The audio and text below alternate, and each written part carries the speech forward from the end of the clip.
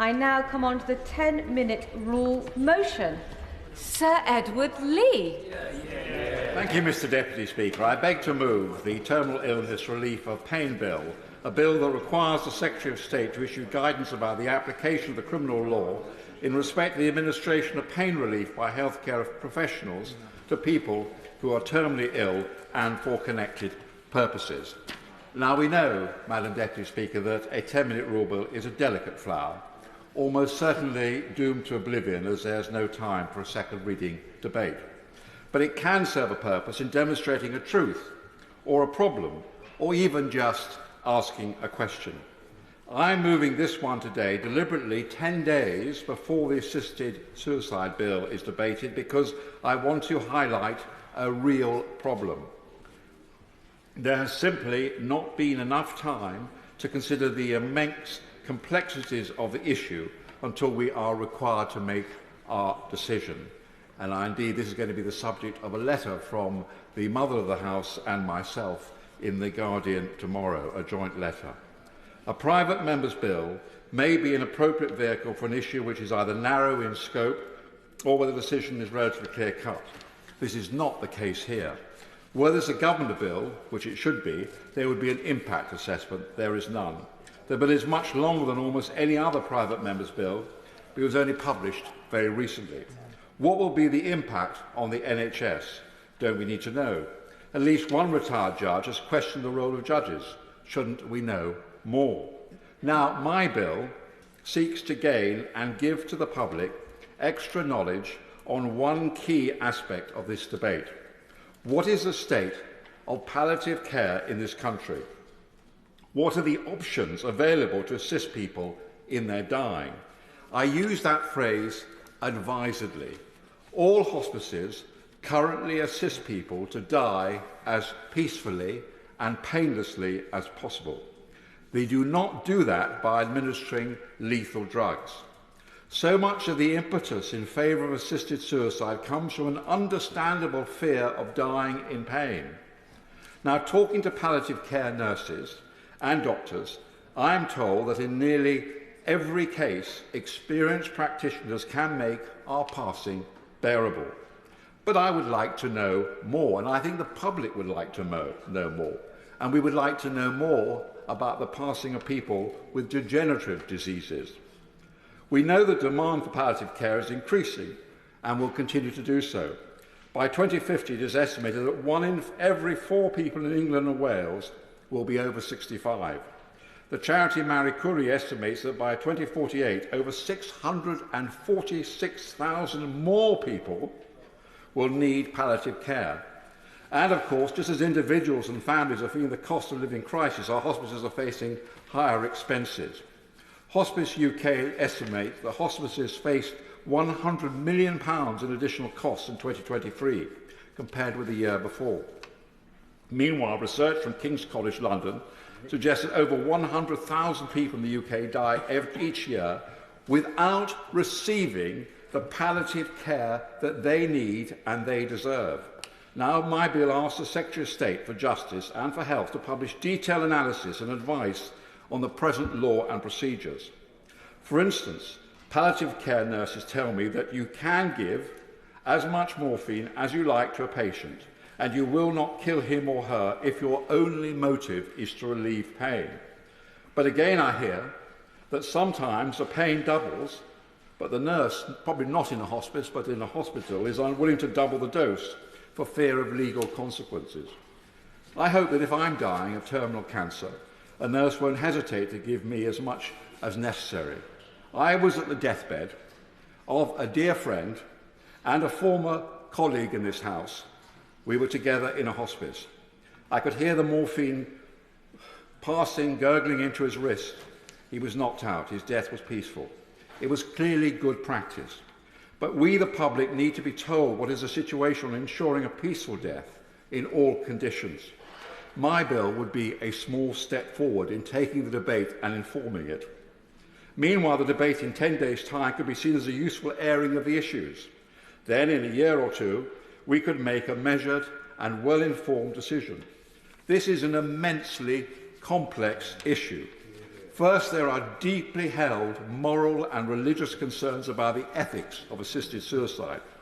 But even if these are no concern to some people, there are practical issues as well. The hospice movement is one of our most loving and admired services. But we all know that sometimes there is not sufficient experience in some NHS hospitals to match the care given in hospices. So we need to know more. Shouldn't we start by building up our hospice movement before we are given a binary choice in 10 days' time? All this before we even start to consider other issues around the extension of the law in other countries or possible pressure on old people who feel themselves a burden. There is something else that we must consider.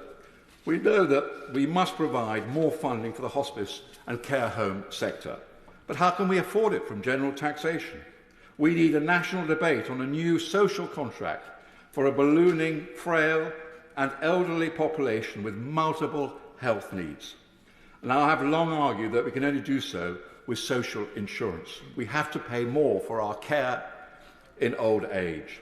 But what we don't want is pressure for assisted suicide for old people because there are not enough resources to pay for them in the present system. Again, we need much more information on this whole area. Now, I hope that my intervention now in seeking more knowledge and not just loudly stating my own position is helpful, and I hope that this bill is useful in that regard. Now, only today I received this letter from a doctor. Only recently I was giving my condolences to a grieving woman who had lost her husband in the early hours. He had been given a few small doses of pain relief and mild sedatives over the last few nights for symptom control, and had passed away peacefully at her side. She asked me in all seriousness, "Doctor, did the nurses give him something to make him die quicker last night?" This is an awful lingering doubt that she had. I was able to firmly reassure her that no, the medication would not have sped up his passing.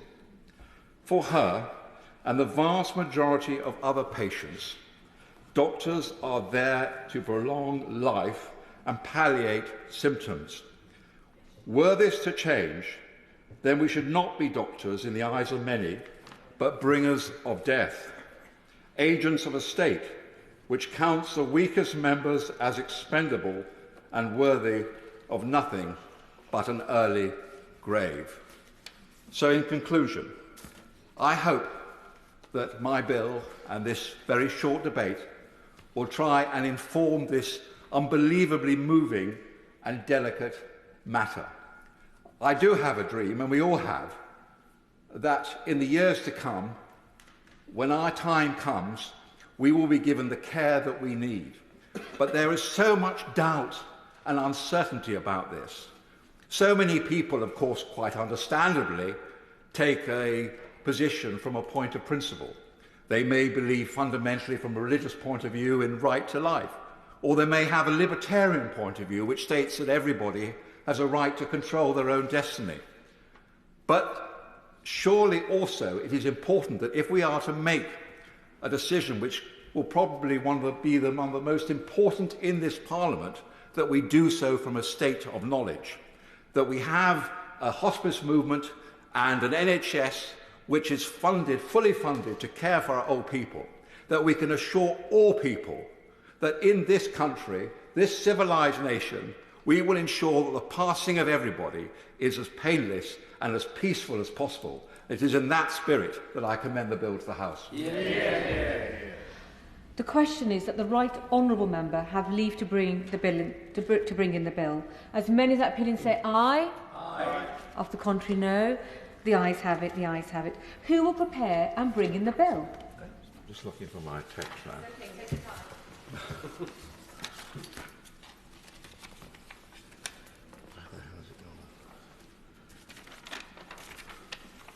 I'm sorry.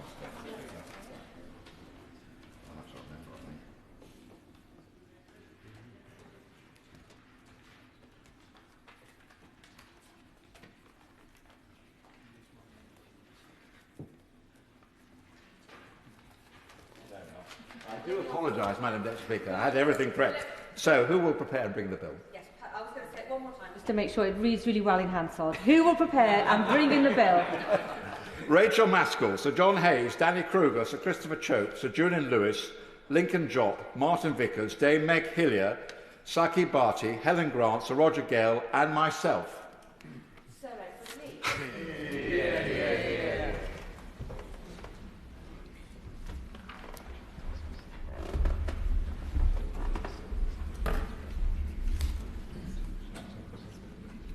Nice and steady. Very straight indeed.